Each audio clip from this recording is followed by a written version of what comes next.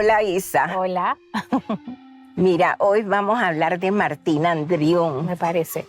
Es un nombre repetido y amado por ti, con toda seguridad. Así lo es. afirmo.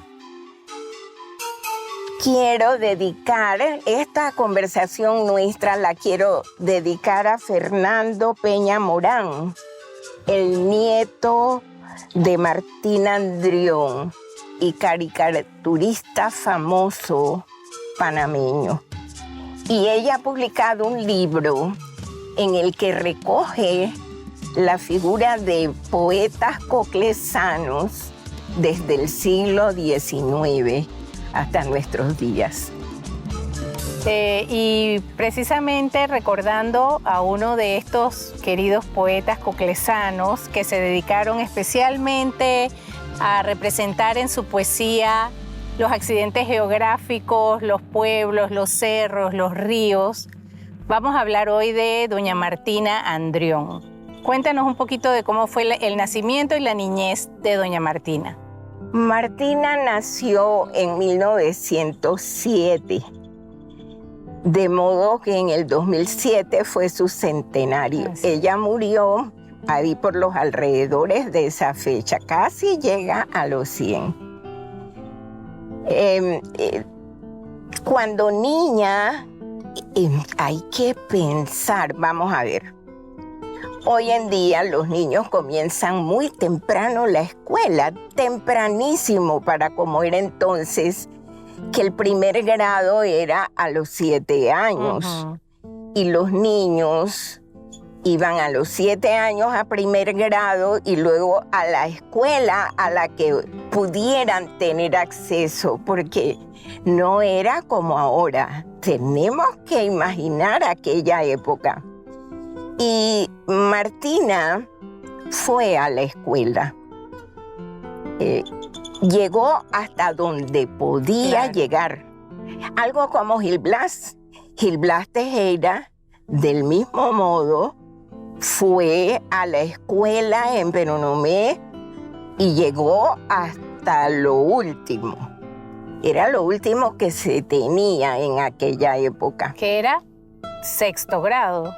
A Martina le tocó 6º grado. Porque para poder ir a secundaria o a una normal o una escuela posterior tendrían que haber viajado, salido de su pueblo.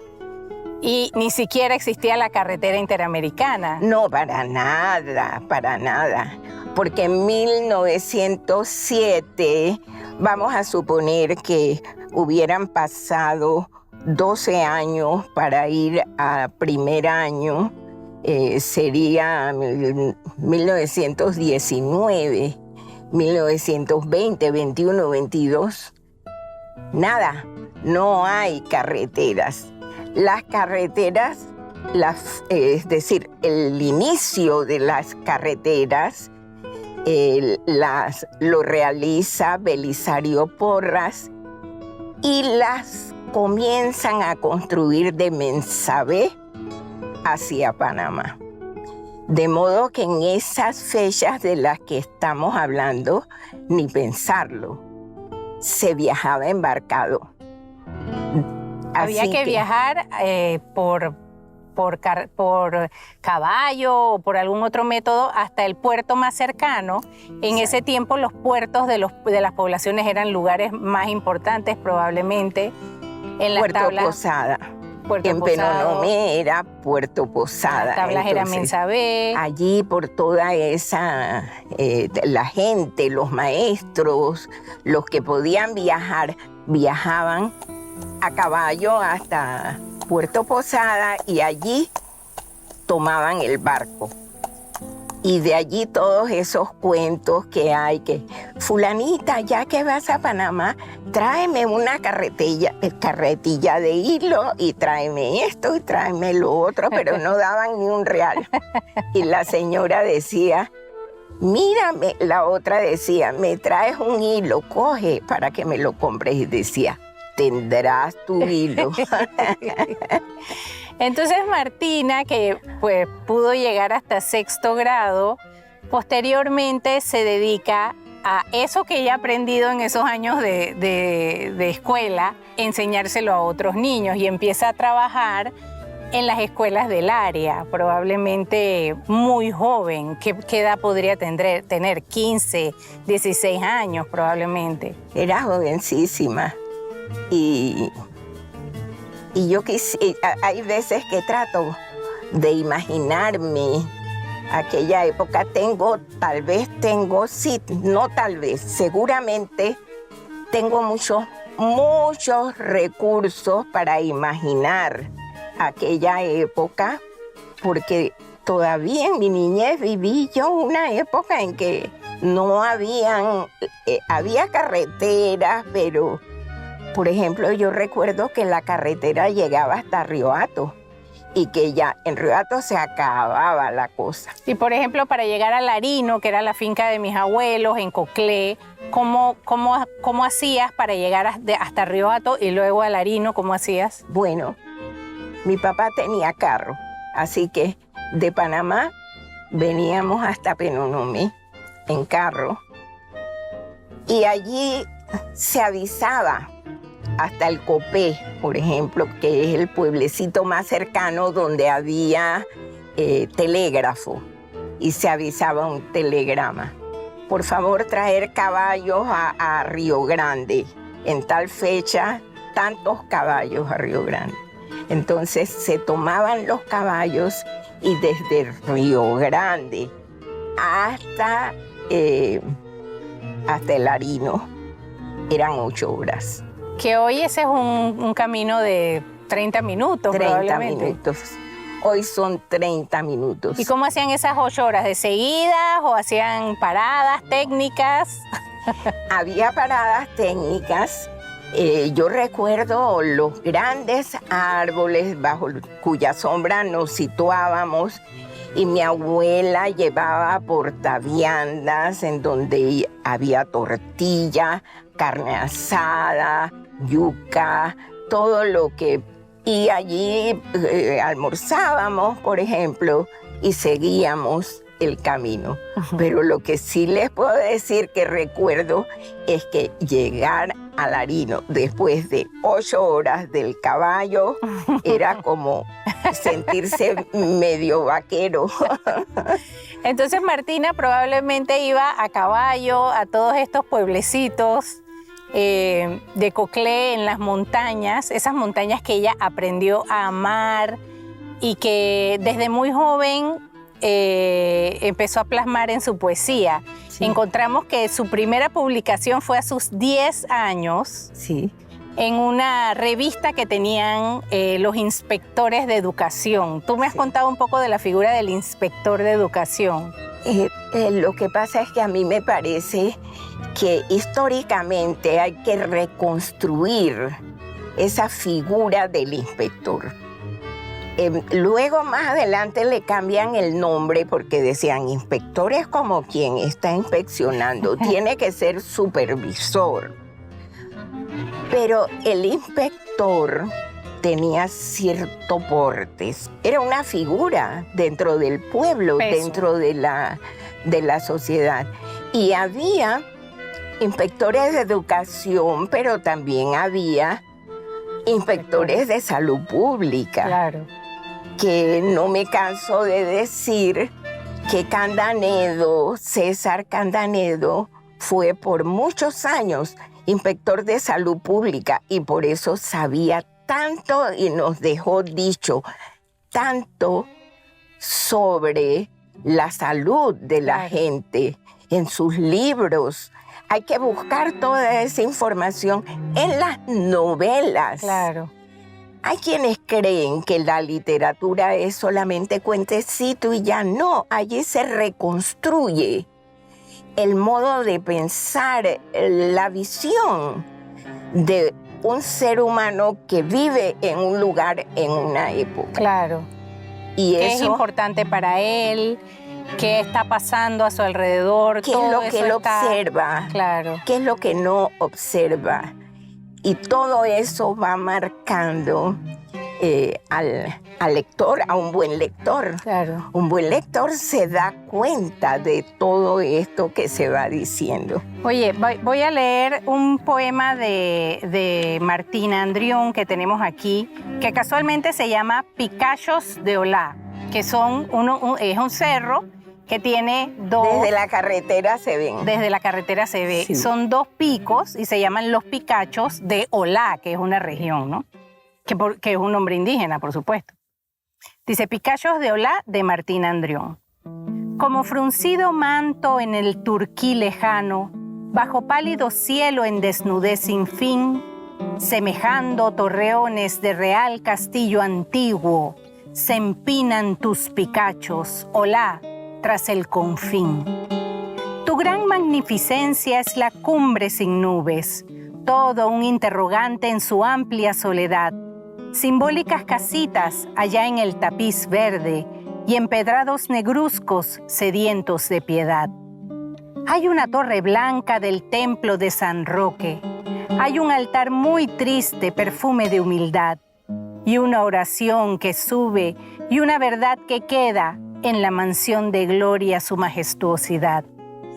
Pedestal de las águilas encajado en el cielo, con orlas, amatista y rubí del café. Novia del guacamaya, sin nubes en tu manto, canción de lejanía, que Olá es de Coclé. ¡Qué belleza! En efecto. Bueno, es una canción, mamá. Dice que es letra y música, claro, de Martina Andrión, canción dedicada a Olá. Sí. Y fue publicado en La Estrella de Panamá el viernes 1 de enero de 1965. Sí. Tal vez el poema es de 1964, ¿no? Pero bueno, qué lindo cómo describe. Es que desde la carretera central, si uno mira hacia la serranía, se pueden ver los cerros allá. Y si uno sabe, puede reconocer el guacamaya, el orarí, puede leer los letreros y verá que dice Olá. Y todo esto pertenece a esta región en la que ella trabajó. Vamos a hablar de eso cuando regresemos. Vamos a un pequeño corte y regresamos para seguir hablando de Martina Andrión. ¡Qué belleza!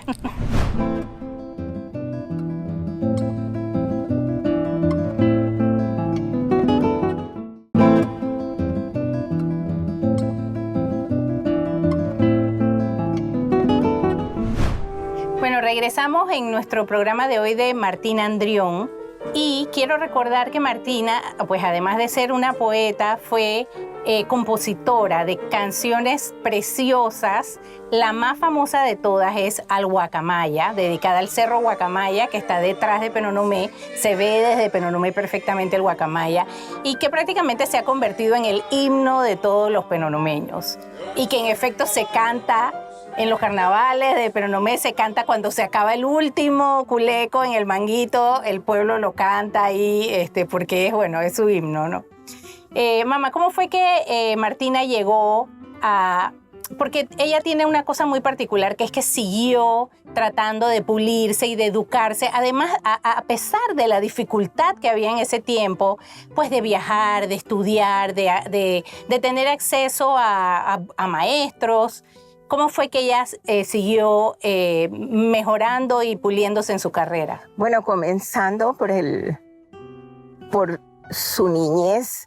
A ti te llamó mucho la atención la primera vez que leímos esta información de que a los 10 años escribió su primer poema. Porque si una niña de 10 años escribe un poema, es porque ya ella ha leído poemas. Claro. No puede ser que le venga del aire, ni de la herencia, sino que esto es que sus maestros le habían leído poemas y eso despertó en ella, claro, el deseo de escribir. Claro. Y escribió un poema. Pero esa condición interna de Martina la llevaría a seguir estudiando como fuera. Primero trabajó en los alrededores de Penonomé, trabajó en Sofre, fue su primer espacio de trabajo. Y al fin del año escribió el himno de la escuela de Sofre. Y eso hizo con todas las escuelas en las que ella trabajó. Qué belleza. De modo que ella tiene una producción muy notable, ¿no?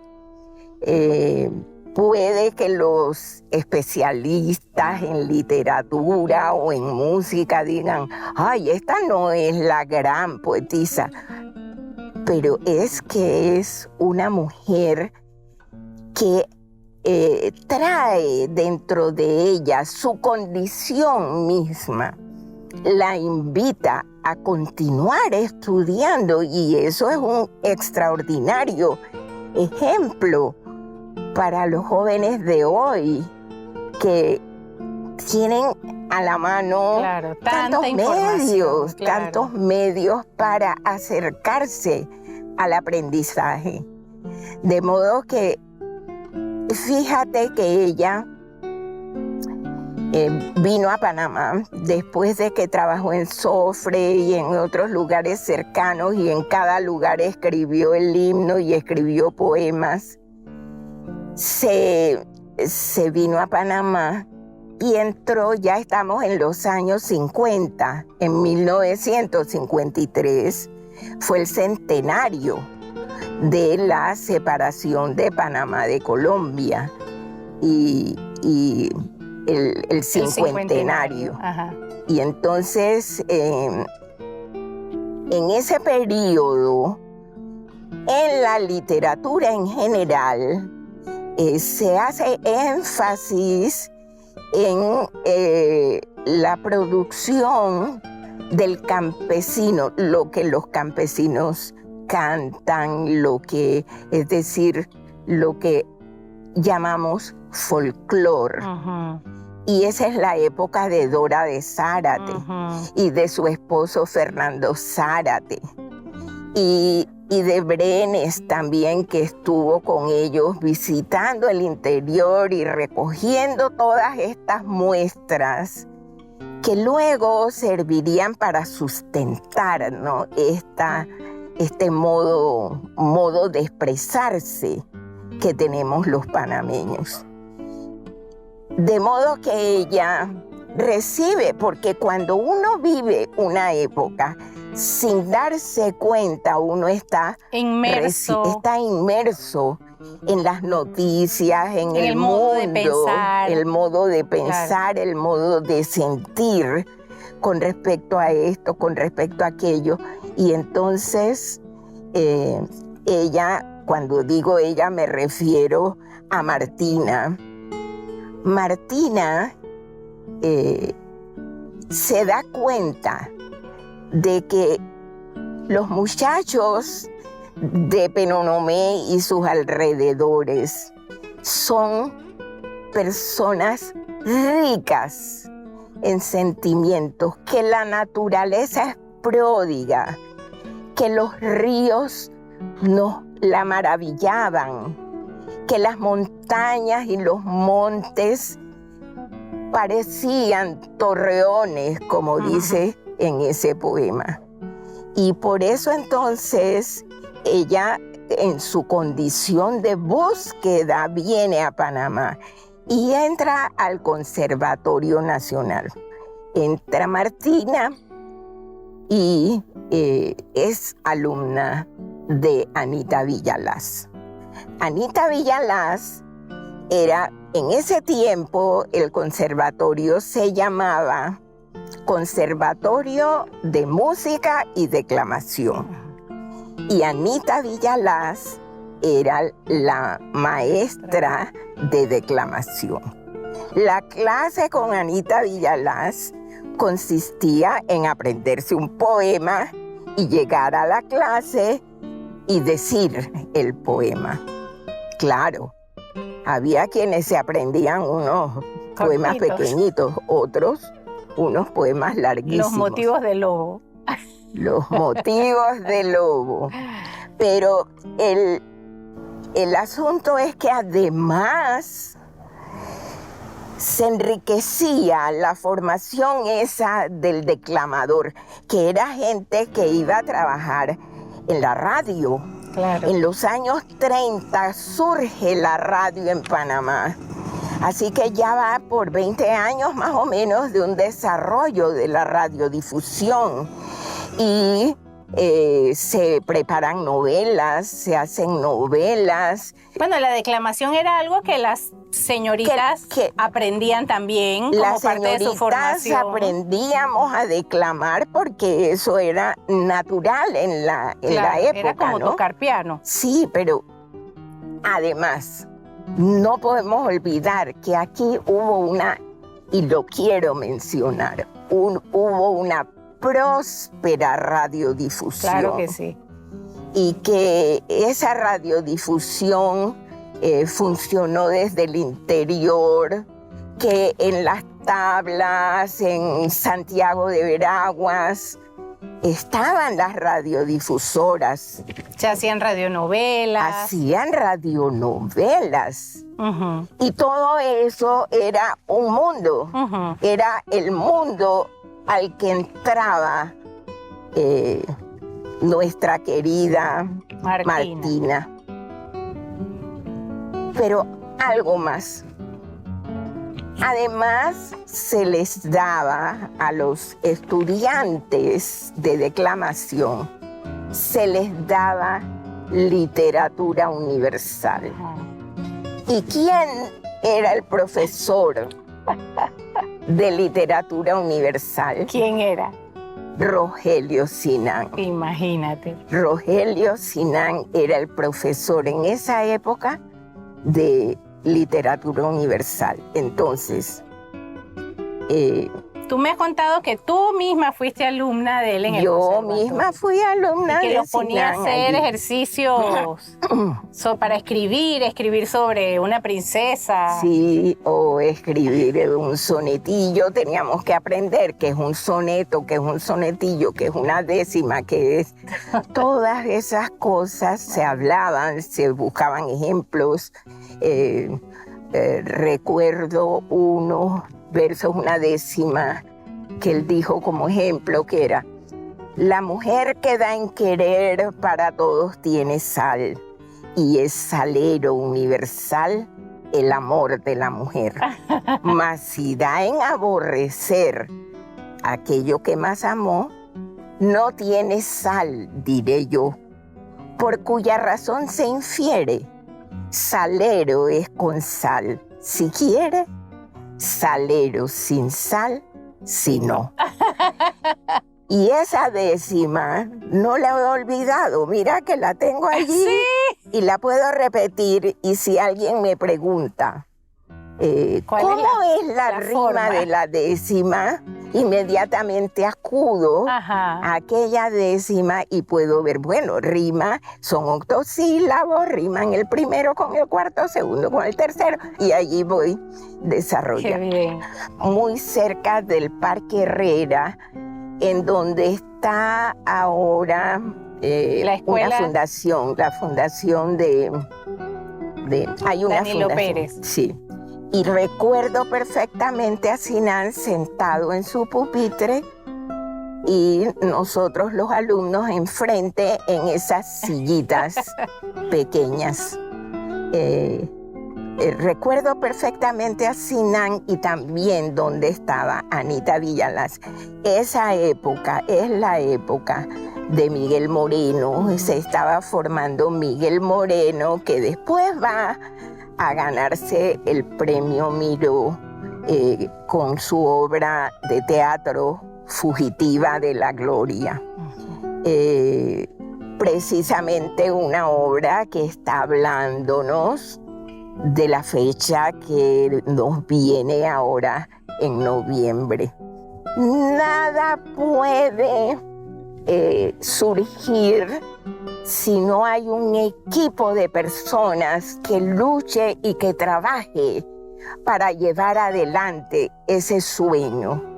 Y Martina era de ese mundo, porque ella tenía un espíritu, como dije, una condición, no digamos espíritu, una condición que la invitaba a aprender con alegría, porque lo que yo pueda decir de Martina nunca está relacionado con la tristeza. Siempre con muchísima alegría.